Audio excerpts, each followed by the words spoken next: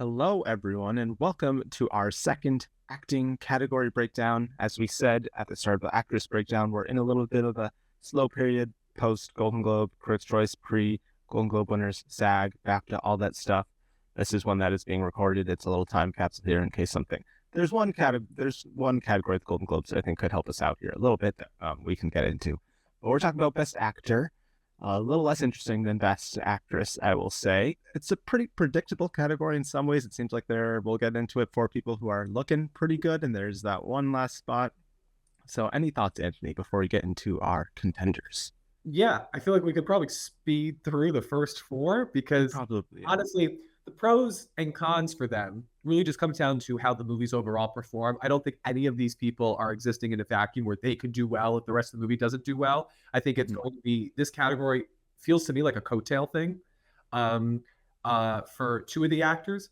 And then for the other two, it's going to have to be because what they represent is so strong beyond this movie.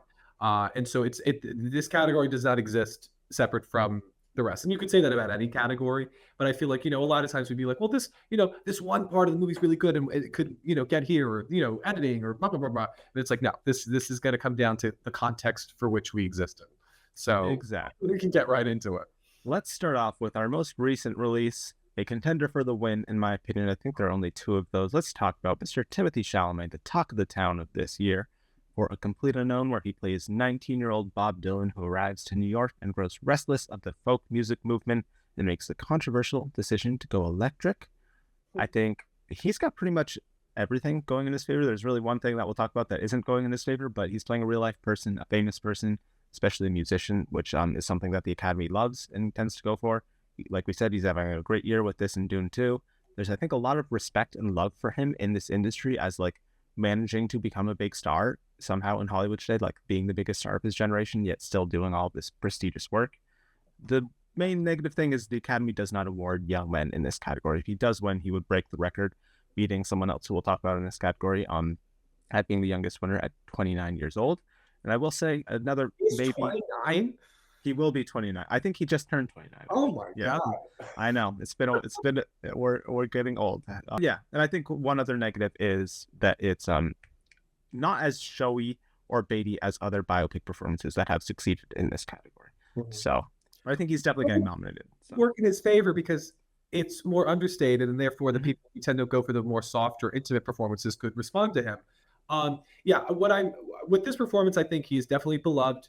He is the movie star heir apparent to Leonardo DiCaprio.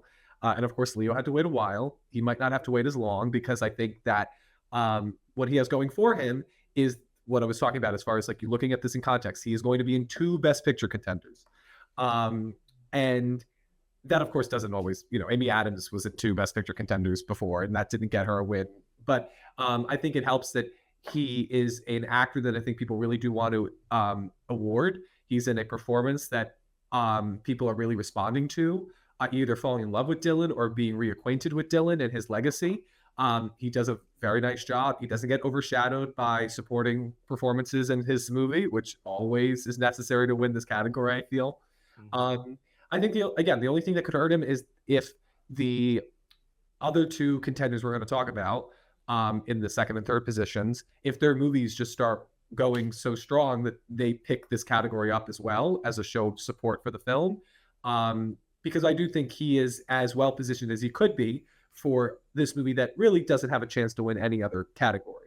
Again, the things that would help him is if Dune was able to have a bigger presence, because then it would remind people of the year Timothée had. If the movie continues to do well at the box office, and if he's able to win somewhere before. If he's able to win SAG, if he's able to win BAFTA, or if he's able to win the Globe, then he at least has the chance to see him up on that stage, which I think, if that happens, is going to excite a lot of people. Yeah. He has a very, as we've seen with this press tour for A Complete Unknown, a very likable personality. I think he's also won a lot of people over recently who somehow weren't already fans of him and his work. I think especially appearing on that football show.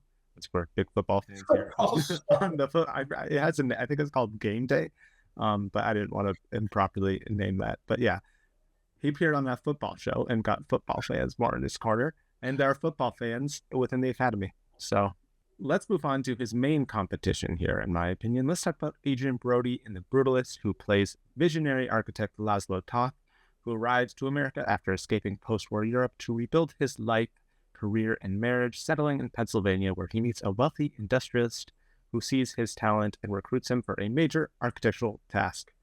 So there's lots of pros going for him here. It's an incredible, emotional, huge performance. It's, I think, my favorite lead actor performance of the year. It's just so good that it might be undeniable. In this case, we run into that with some performances on some years where the performance is just so good and it's in a picture contender that they can't really be stopped. We've talked about it before. Cillian Murphy. Yeah, exactly. He shows the entire human, unlike Cillian Murphy, entire range of human emotion. He makes you laugh. He makes you cry. He makes you angry. He's in a top tier Best Picture film. He's potentially got the comeback there. On one hand, I feel the scenes that he's not in. I mean, it's a 3.5 hour movie, and he's in a large portion of it.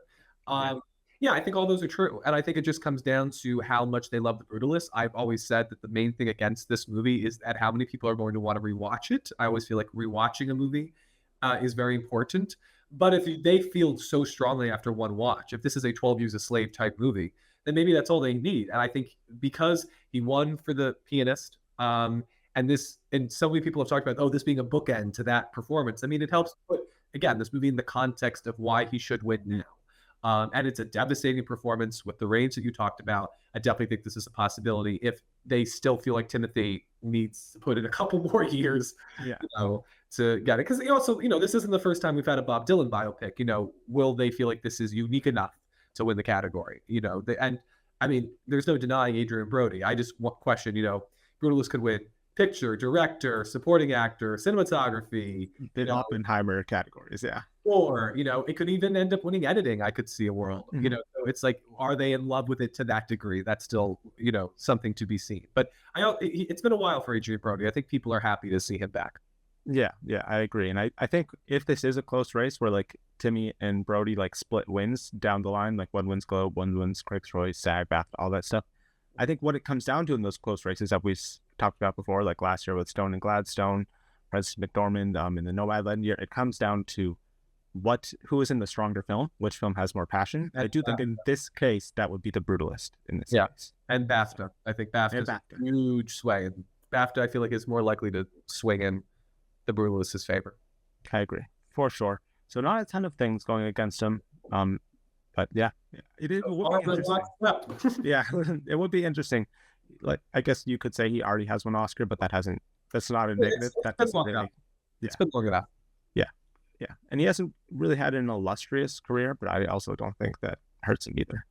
Like you said, it's a great bookend with this and Pianist. So I honestly feel like there's a little bit of a Renee Zellweger to him. Like, it's been a while. He comes back. He really shocks everybody with this very, big performance. I think it could happen for him. Yeah, sure. For sure. Let's talk about someone who has not won an Oscar, to many people's shock and surprise. Lord Voldemort, Ralph Fiennes, in Conclave, plays a cardinal who is losing faith in the church and is tasked with leading the selection process for a new pope, surrounded by ambitious and aggressive cardinals pushing for the position. We've talked about this before. He's a beloved actor, multiple nominations, has not won yet. So that's going in his favor. He's in a top tier Best Picture contender, which is going in his favor. But I do think what hurts him and why I don't really think he's going to win unless he surprises somewhere, it's a more subtle, subdued performance. It's compared to these other two in particular. The actors tend to not go for that. They really only go for that when you're in like a huge Best Picture film, like a Cillian Murphy last year. If Conclave was winning Best Picture, then maybe I could see Red Fiennes. It's possible. It's definitely in contention. But he's not the same force that the other two are. Though I do think he is a constant presence in the film. He gets a couple of great monologues that I think could do very well for him. I think it's a fantastic performance. I just think I think the number one thing people say he has in his favor, for those who think he's going to win, is that he hasn't won before. And that's never a great reason to put somebody number one. And so we have to see. He has to get some momentum for himself. I think Conclave is going to be taken care of in other categories. And so there's got to be a real rush to give it to him. So we'll see. But I think I have more faith in him than you do, but I would probably also put him third. Yeah, he's a lock for a nom. I think I have doubts about him winning. I do really think it's a two-horse race here. I think it also hurts that he's especially in comparison to the other two. He's not campaigning at all this season. He has barely even popped up. The only campaigning I've seen is recently he just did the demure talk on the New Year's Eve show. See my shirt. Only a little cheeky, not my cho-cho. So that's the most campaigning he has done for Best Actor so far this year, which campaigning, like we saw with McDormand, didn't campaign at all for Nomadland. But I think that was a stronger film and a weaker year. And McDormand is an Oscar and a Tony winner. I believe also an Emmy winner. Don't quote me on that. Maybe. She doesn't need to campaign. The thing about Ray Fiennes is who's starting the conversation for him. People were always himself. Yeah. That's the thing.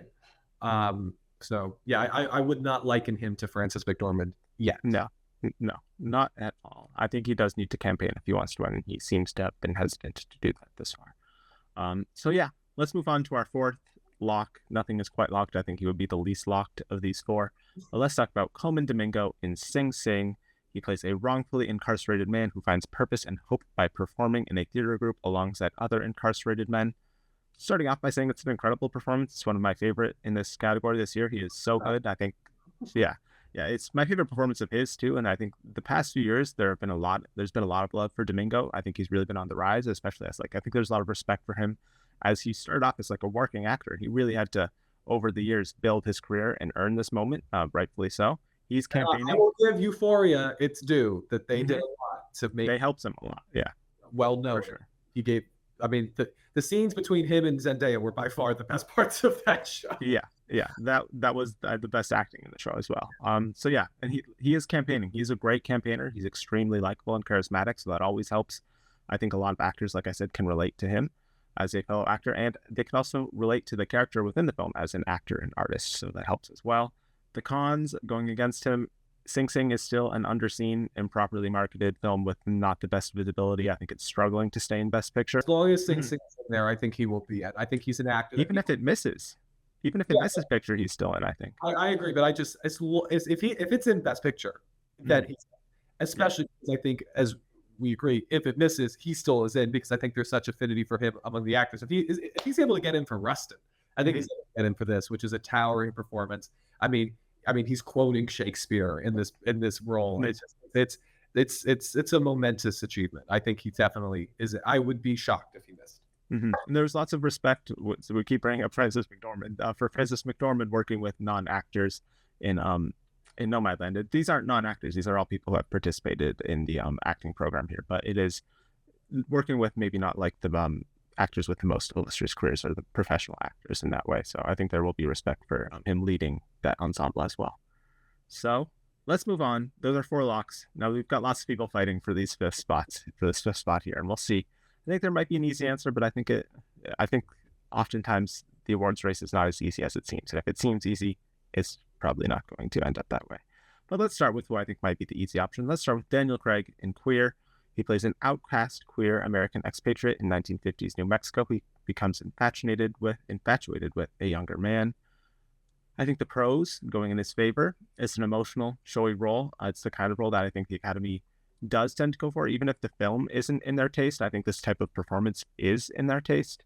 He's beloved in the industry. He hasn't gotten nominated before, so I think there'll be some people wanting to give him love in that way. He is capital A acting in the first half of the film. And I think some people may not finish the film, so I think it helps that in the first half he is really acting before some Academy members might turn it off. You could use that as a pro. Most people are not going to finish the movie. That will work in his favor. Yes, but he's great in the first half, and he does enough that I think people, even if they don't like the film and turn it off, could still be like, well, I like Daniel Craig.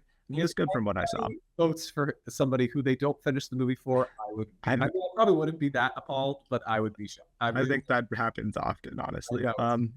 It's unfortunate. But he won NBR, their Best Actor prize, and they're a more, I think I would say, middlebrow awards body. So the fact that they still gave him their win for this film, I think is a great sign. But like we talked about, he's in a divisive, weird film that I think lots of voters will turn off. Divisive. It's a character that I don't think the experience of is something that most of the acting branch can relate to, and I don't think the movie particularly does a great job of expressing it. I was mixed on the movie, and so I just think it's gonna.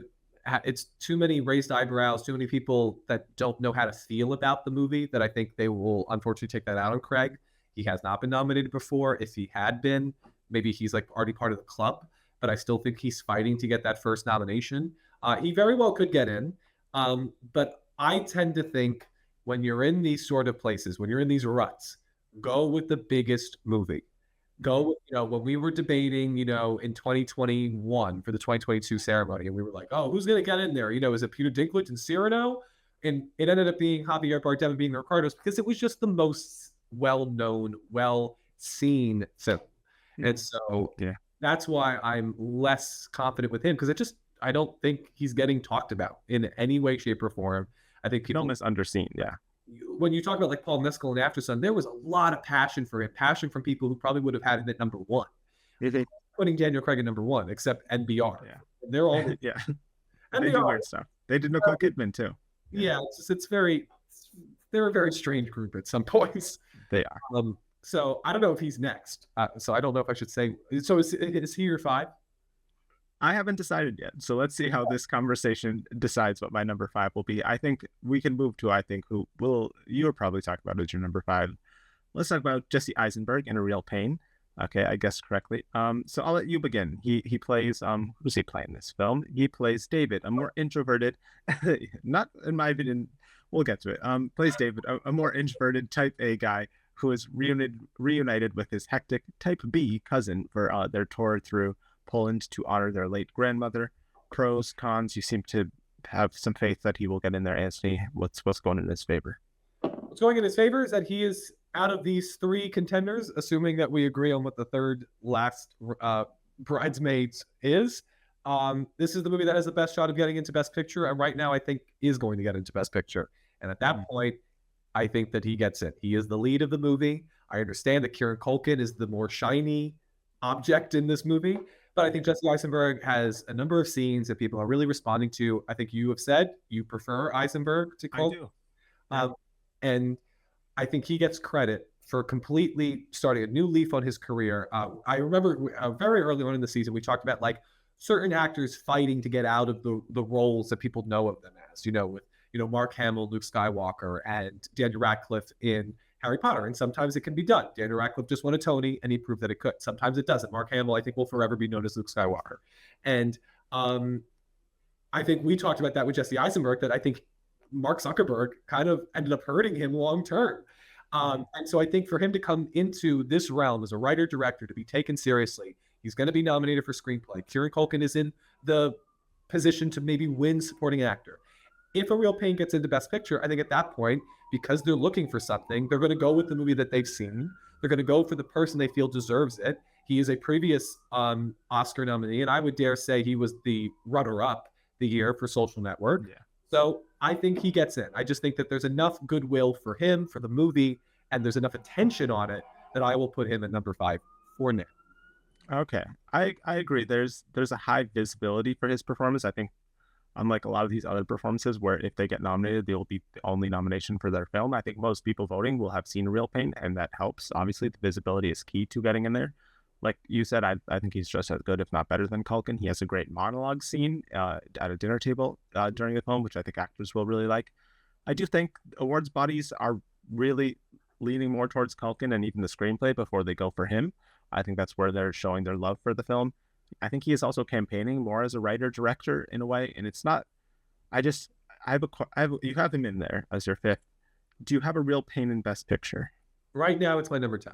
Okay, that makes sense, because I just feel like if I have it getting 2 acting nominations and then screenplay, that is a best. That's a best. I would not. I don't know if I'd be as confident in him if you don't have him. Mm-hmm. If you don't have the movie in picture, right now it's my number 10. Because again, I just think that the actors and the writers, it's a very strong combination, and so I don't ignore it at that point. But it is just actors voting. Yeah, well, I do think the SAG 5 is going to come down between him and Hugh Grant. And I'm not really buying into Hugh Grant at the Oscars. Maybe it's SAG. I just don't think that's going to be a performance that's taken seriously by the acting branch of the Academy. So at that point, I just think that there's more things I can check off for him. Daniel Craig has the pretension of an independent movie that usually, the actors might like, but I do think the movie turns people off. and he's never been nominated before. And I just think in the end, Jesse Eisenberg's in a much more palatable, entertaining film. And he does do a great performance. And I do think that while a lot of attention has been given to Culkin, it's a two-hander. And so, I think I'm feeling pretty good about it. It's tough. I mean, we're literally going up against some of the most least seen movies of the year compared to somebody like Donald Trump. So like we're really stretching it here. And maybe that's the segue that we need to talk about who I see last contender. Well, I do have questions. Maybe we can get into it when we do our final predictions. But I do have questions about. I see so many people who have like 18 or 19 of their acting nominees being Best Picture films, and that is the highest that they've ever gone in the last 10 years is 16. They average at about 13 nominees being in picture films. So I worry. But I would also say that we would have to go back and do this, this whole schematic. But the amount of lead performances in supporting this year is ridiculous. And I think that might have a lot to do with it. We have a lot of two-handers and three-handers that how can you deny that they just have the screen time. Ariana Grande, Kieran Culkin, these are lead performances, but they're in supporting, and therefore they suck away some of the supporting performances, like the Daniel Brooks sort of nominees. This year, people like Daniel Deadwyler, Anjanou Ellis-Taylor, those should be supporting performances that get in there. They're not going to get in there. Mm-hmm. Yeah, true. I ruined your segue. Well, your segue was for Sebastian Stan, but let's talk about Hugh Grant instead for Heretic. I think he has a decent. It's interesting. He plays Mr. Reed, a reclusive and enigmatic man who traps and tests two young Mormon missionaries' faith with a series of intellectual discussions and games. This is an interesting case for me. I do think it's one of his better performances. I think he's done shockingly good thus far. He got Golden Globe, he got Critics' Choice. I think there's a world where he gets SAG and then he gets BAFTA. So I think there's a world where he gets all four of the precursors. He is a beloved actor. And then and then miss. It happens every year. Yeah, it happens every year where someone gets everything and then misses. That could be him this year. Yeah, it could be him this year. He is in a horror film, and it's not the type of performance or film that they tend to go for or take seriously. So I think he's going to do well precursor-wise, but I just don't see him getting in for the Oscars. But think about what it means. So far, he's done, because I think SAG and BAFTA, we don't know. So I'm not going to bring them into the conversation yet. Who has he done well with so far? He's done well with groups that had to see every movie because it's their job. Yeah. Who is watching Heretic in the priority of screeners they have to do to catch up on awards movies? Nobody. It's not top of the list. The only way it would be top of the list is because people like us are talking about it and they want to put in a horror movie in the mix of it. But I just don't see it happening. I just think, and also his character is just so uncomfortable. I mean, Jar Jar Binks' voice, it's such a weird performance to be in Oscar contention. I'm not saying the first, but it hits my ear the wrong way. I just don't. I can't properly explain it. I just don't see a world where he actually gets it.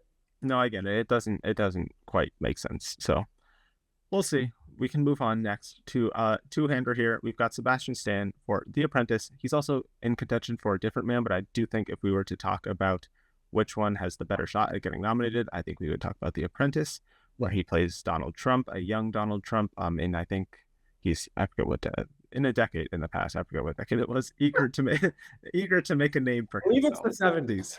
Yeah, I think it was the 70s, but I didn't want to say into the 80s. Yeah, I didn't want to. It does span time. That's true. But yeah, he's having a great year. It's so I think he's surprising people this year with how great he is.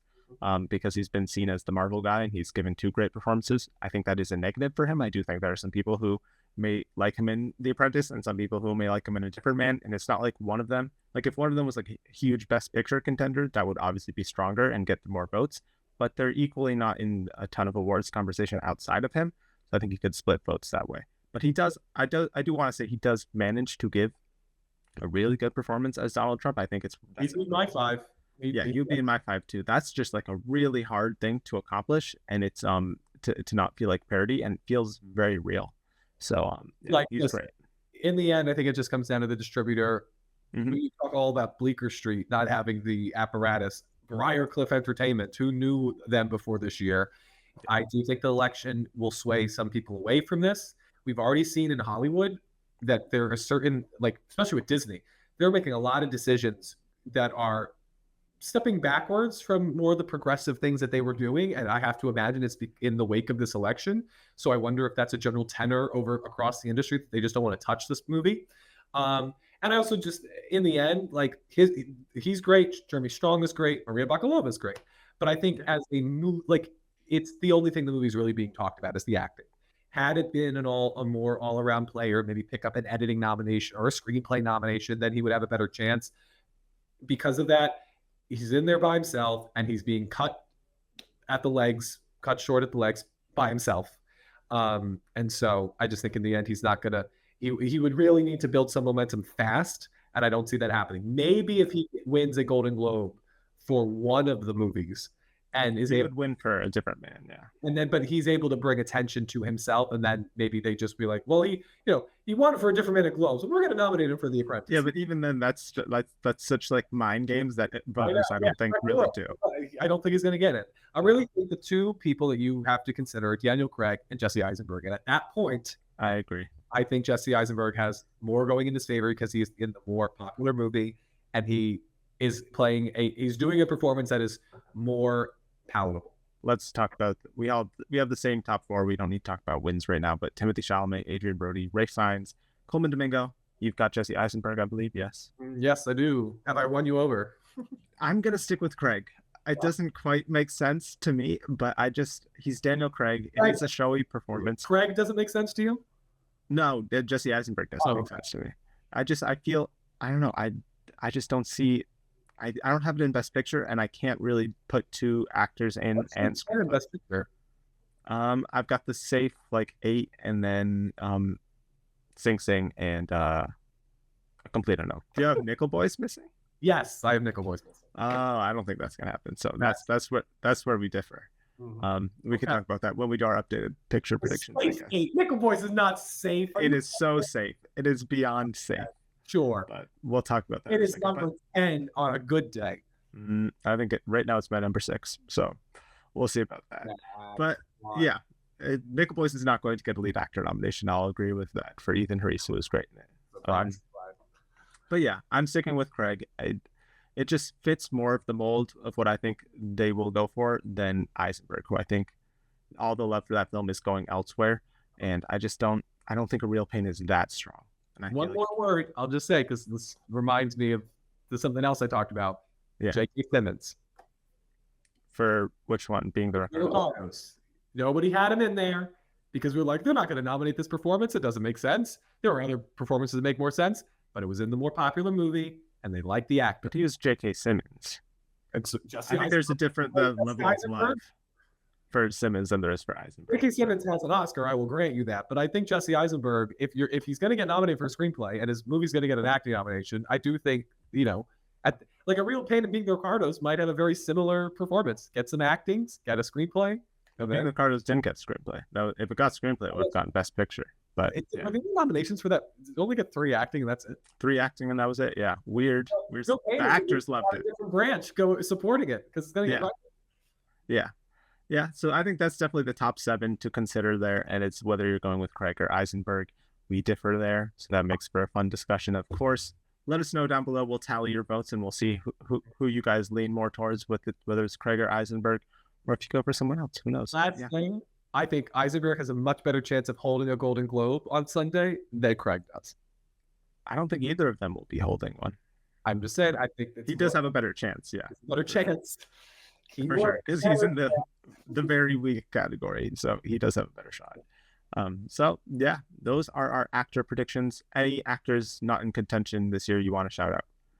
Ooh, I mean, both of our Challenger boys, I think, are fantastic. They're supporting though, I think, even though they're not. I mean, they're in it as much as Zendaya. Zendaya's best actor, but I think the two of them are best actors. Yeah. I mean, I think it's. We mentioned a lot of them. I mean, yeah.